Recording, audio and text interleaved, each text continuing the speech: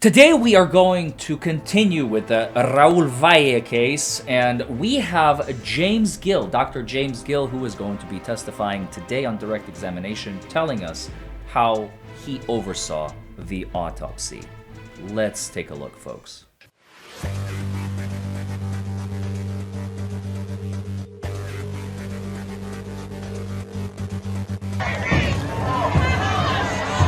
You must follow the law. The law says... Glorious. Is it a lawsuit? Probably.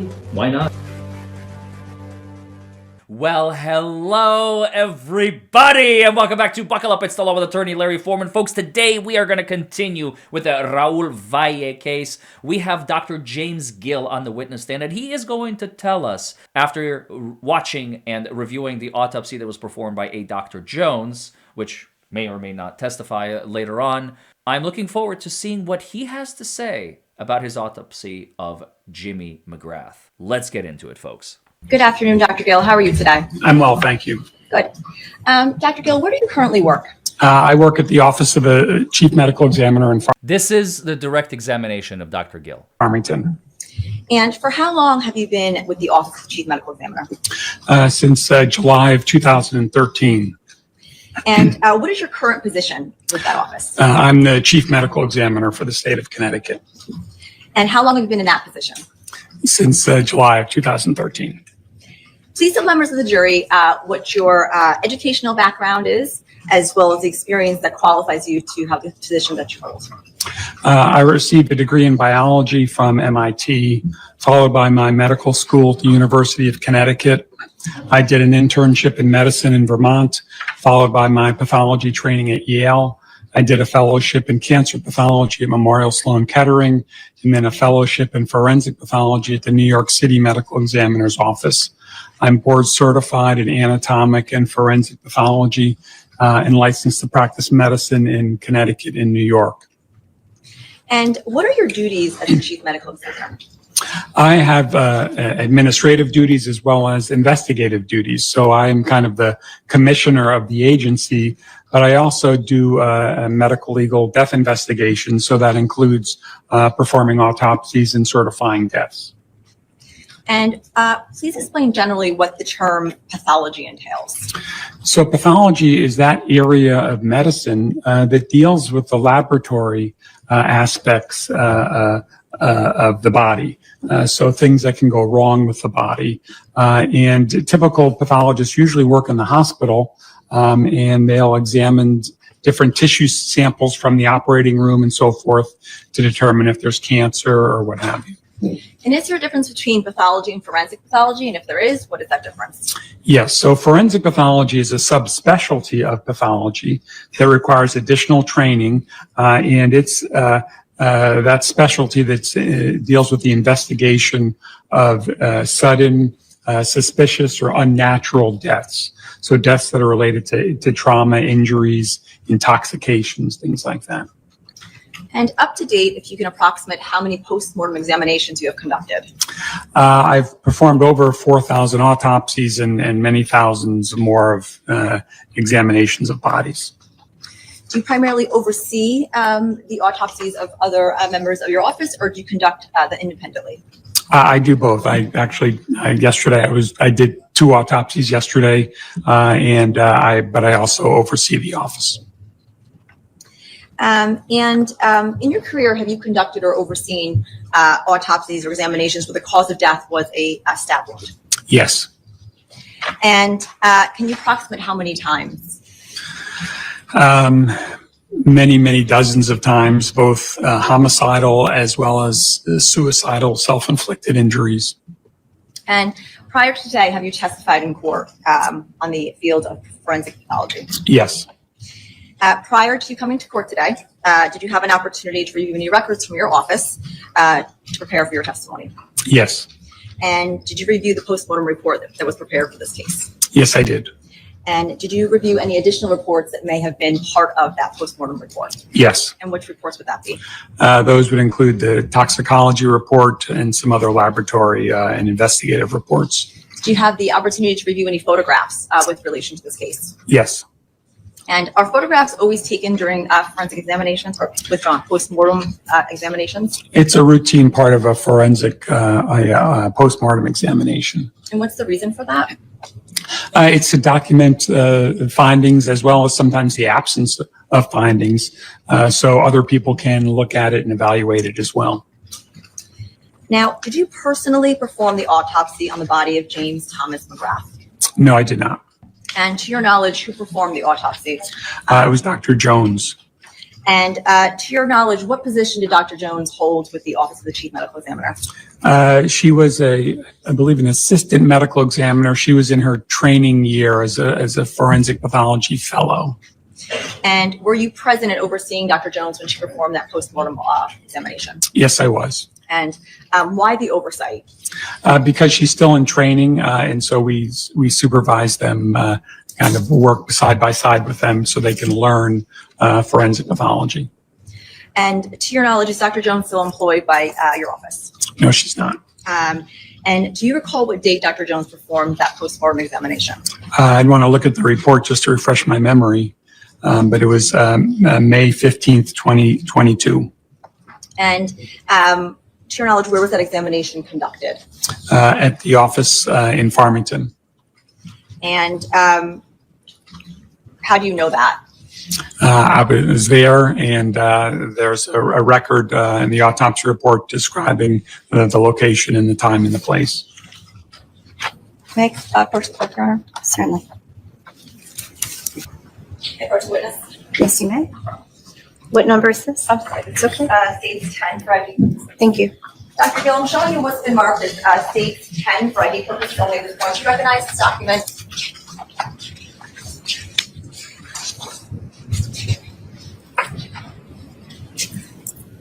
Yes. Okay. And to your knowledge, who prepared this particular document? Dr. Jones prepared the autopsy report, and the toxicology report was prepared by the laboratory, and she also prepared the lab request form. And was this report primarily the report from the Office of the Chief Medical Examiner prepared in the regular course of business of that office to prepare such a report? Yes. And is it in the regular course of business for your office to prepare such reports on a daily basis? Yes. And was that report made at or near the time that that postmortem report was withdrawn? Was that report made at or near the time the autopsy on James Thomas McGrath was performed? Yes. I would just ask for 15 minutes as a full exhibit, Your Honor. Attorney Smith? No objection, Your All Honor. right, court will accept into evidence as a full exhibit states 10. Thank you. Now, Dr. Gill, I'm going to be asking you some questions based on states 10 approaching the witness, Your Honor. You may read from this report now that it is a full exhibit. Dr. Gill, who was also present at the postmortem examination in addition to you and Dr. Jones? Dr. Vincent, one of our medical examiners. And in addition to members of your office being present, do you recall if anyone else was present during that postmortem examination? I don't recall anyone else being present. Is it typical for members of the police department from to come in and view the autopsy? Usually, yes. It depends upon the type of death and the case and so forth, but it's not unusual for police or investigators to attend the autopsy. If someone from the Shelton Police Department were present, would that be noted in that report? It may or may not. Some doctors don't always include the police who are present or not. Prior to the postmortem examination done on James Thomas McGrath arriving, prior to the examination being done on James McGrath, did you or any of your coworkers have any knowledge of what the extent of the injuries were? Yes. And where did you get that information from?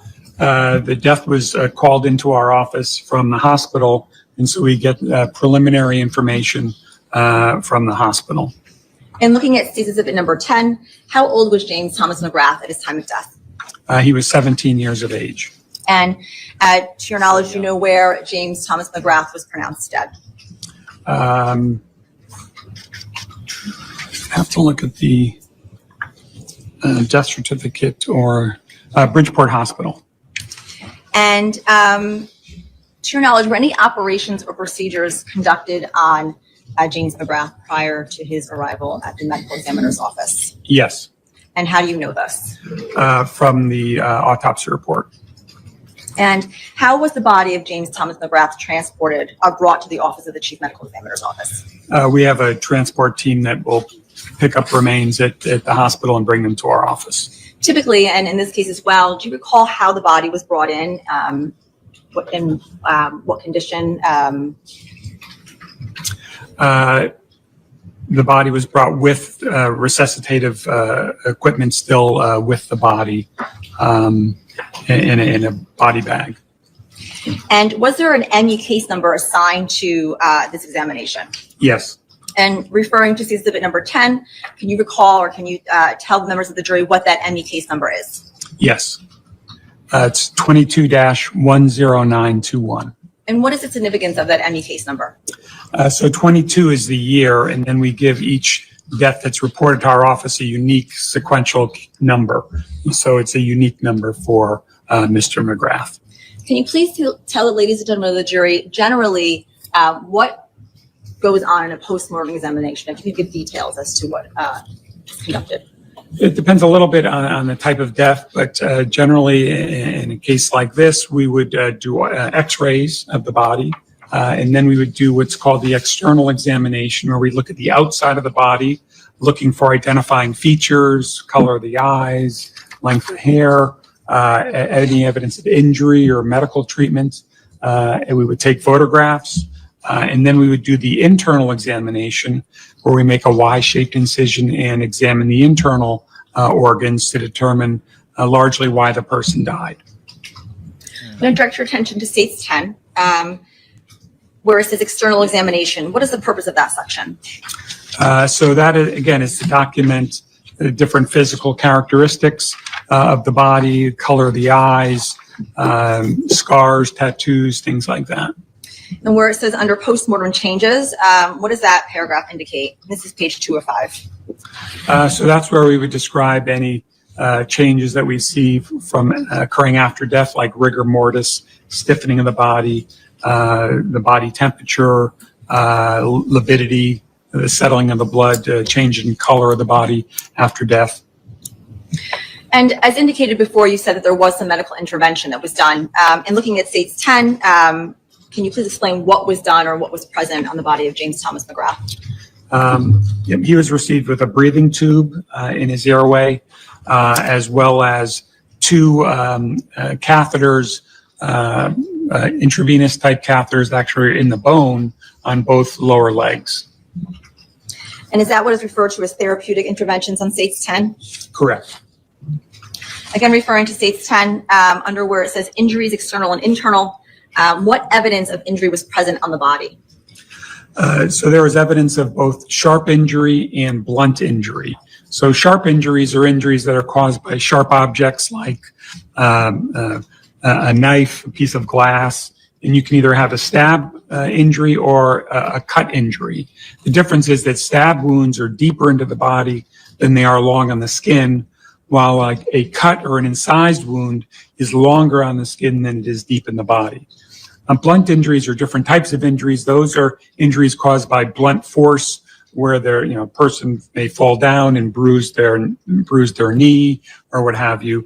We call those contusions. So he had some bruises as well on different parts of his body that were just very superficial.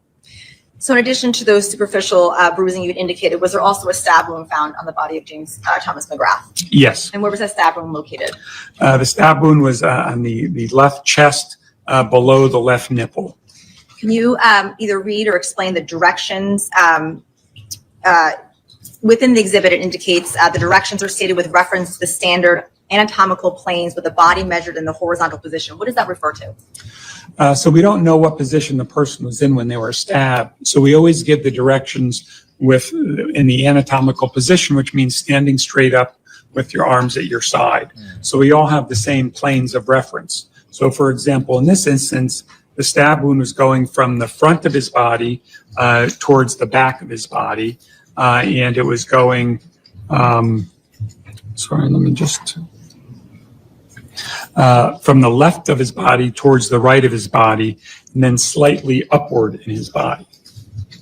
Referring again to states 10, under injuries, external and internal, the last sentence of that paragraph indicates the injuries were labeled A through C for descriptive purposes only. What is the purpose of that?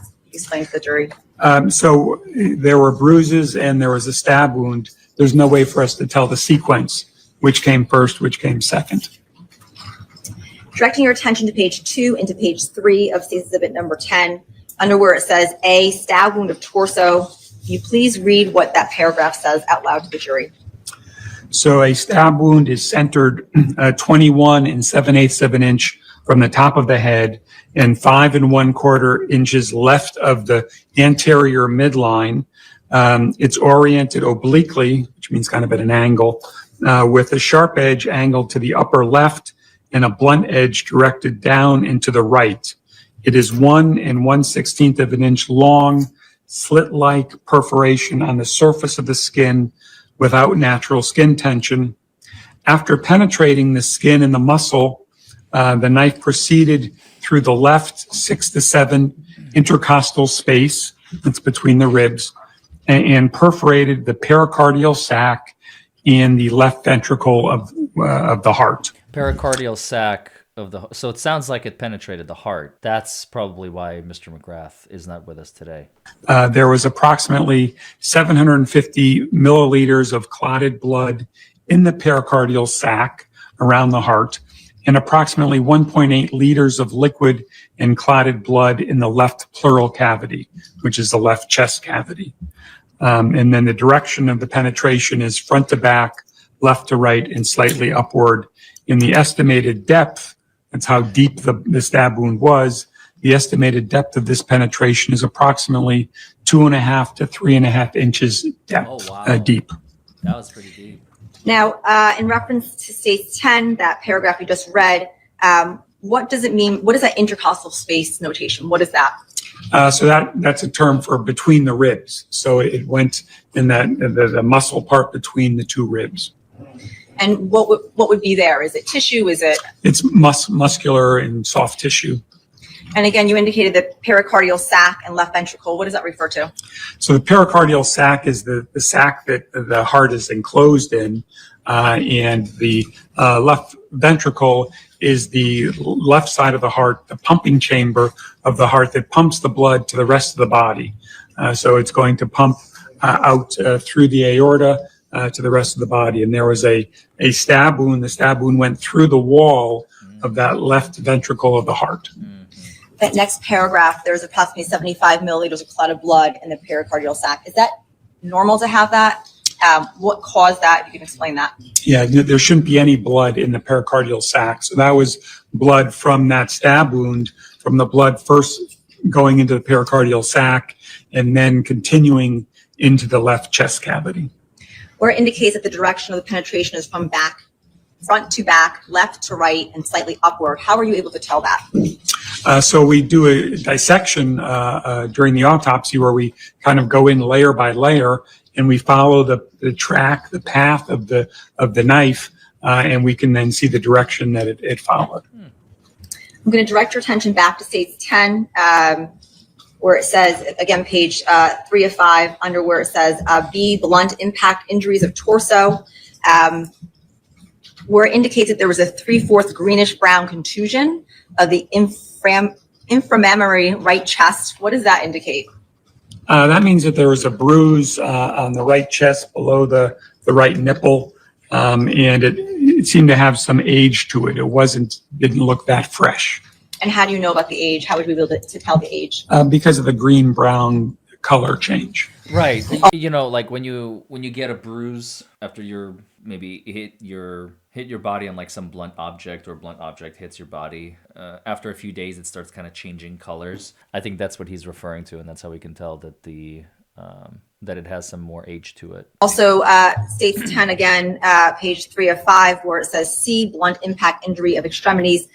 It references some injuries there indicating a brown contusion, green brownish contusions, and red purple contusions. What does that indicate, that paragraph? So there are scattered bruises. Some of them, they're of different ages. Some of them are more recent and some appear older. What is the purpose of documenting such injuries? It's just part of a routine part of an autopsy to document all the injuries. You never know when a particular injury may be important for an investigation. So you'd indicated earlier that in addition to an external examination, there was also an internal examination done on the body of James Thomas McGrath. Is that accurate? Yes. And what parts of the body were subject to that internal examination? All of the internal organs of the chest and the abdomen, as well as the head. So the brain, the heart, the lungs, liver, kidneys, all of those were examined. And what is the purpose of doing an internal examination to all of those various parts of the body if it's, I don't want to say pretty obvious, but if it looks to you where that injury might be, why do everything else? It's just being thorough and looking for other maybe natural disease that could have contributed to death. We also want to collect various tissue samples for further testing. And so it's again, part of a kind of a routine autopsy to do that examination. Directing your attention again to stage 10, page 305, where it says cardiovascular system. What does that paragraph mean in layman's terms? So that's describing the heart, the valves, the blood vessels, and he had other than the stab wound, he had a normal heart. He was a normal, healthy person. So would it be safe to say that in that section, there would not be any indication regarding the injuries done to the heart?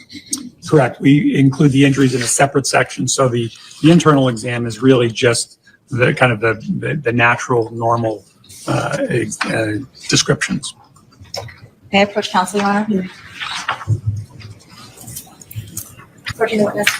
Dr. Gill, showing you what's been marked as State Exhibits 11 through 20 for ID purposes only at this point. Do you recognize those photographs?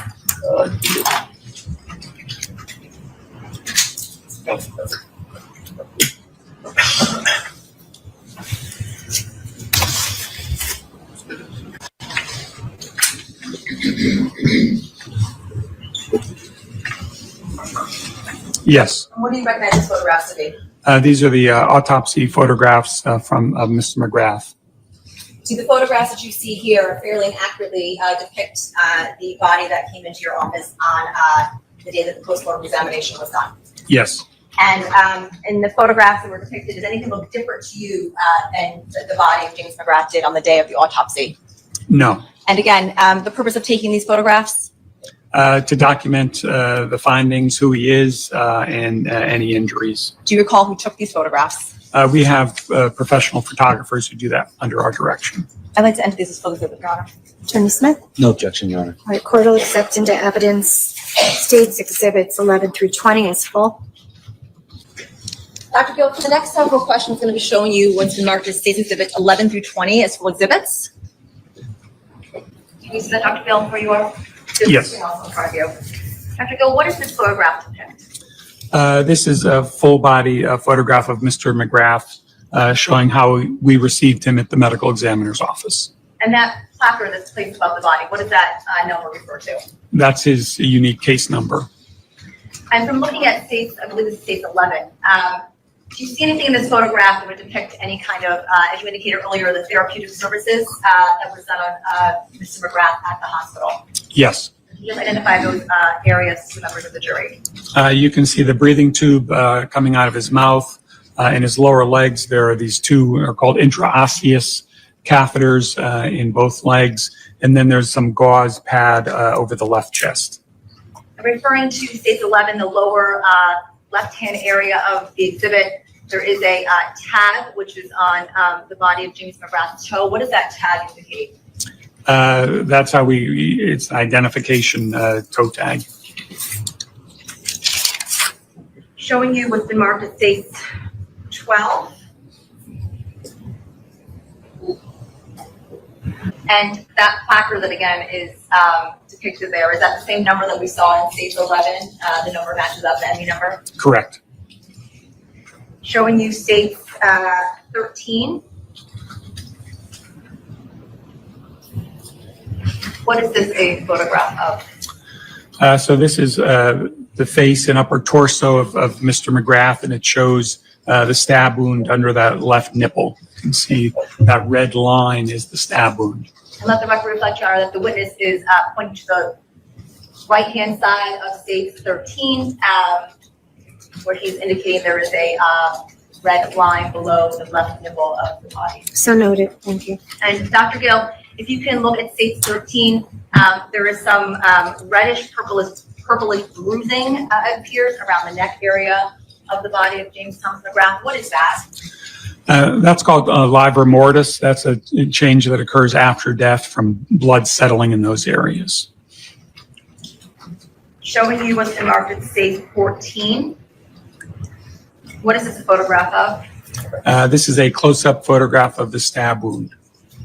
And again, that's the placard and the placard number that matches up. Yes. Showing you what's marked as stage 15. What is this a photograph of? So this is also a photograph of the stab wound showing the skin, which is less relaxed. So the skin has a natural elasticity to it. And depending upon how the sharp injury is in the skin, sometimes it can cause the wound to gape open. In that first picture, we saw that gaping wound. This is kind of pushing the skin back together, relieving that natural skin tension so you can get a better look at the actual stab wound. Showing you stage 16. Dr. Gill, what is that a photograph of? So this is after the skin of the chest has been reflected to the side, and we're looking at the chest wall, and just above the label, there's some bleeding there. That's where the knife went through that intercostal space. Showing you stage 17. Is this a close-up photograph of stage 16? Correct. And can you also see in that photograph the puncture wound? Yeah, there looks like there's some disrupted muscle there. It's difficult to make out. Now, this placard that is utilized here, it looks like there is some measuring tool on there as well. Do you utilize that to measure the puncture wound or the injury? Yes, that's always kind of on our label. Yeah. Showing you stage 18. What is that a photograph of? This is showing the heart while it's still in the body, and that kind of oval red lesion. That's the stab wound of the heart, of the left ventricle of the heart. So is that the heart taken out of that muscle or tissue that we saw in stage 17? So the pericardial sac has been opened, and we're looking at the heart inside the sac now. Showing you stage 19. What is that a photograph of? This is showing the pericardial sac before it's been opened up. So you can see a little bit of lung, pink lung at the top there, and then that hole kind of right in the center. That's where the knife went through the pericardial sac. And lastly, showing you stage 20. Again, what is that a photograph of? So this is a photograph of just the heart, and you can see kind of below the yellow, the fatty tissue, there's this darker red area. That's the actual stab wound that went into the left ventricle of the heart. What is the purpose of taking this photograph with the heart removed from the body? Just to further document the injury.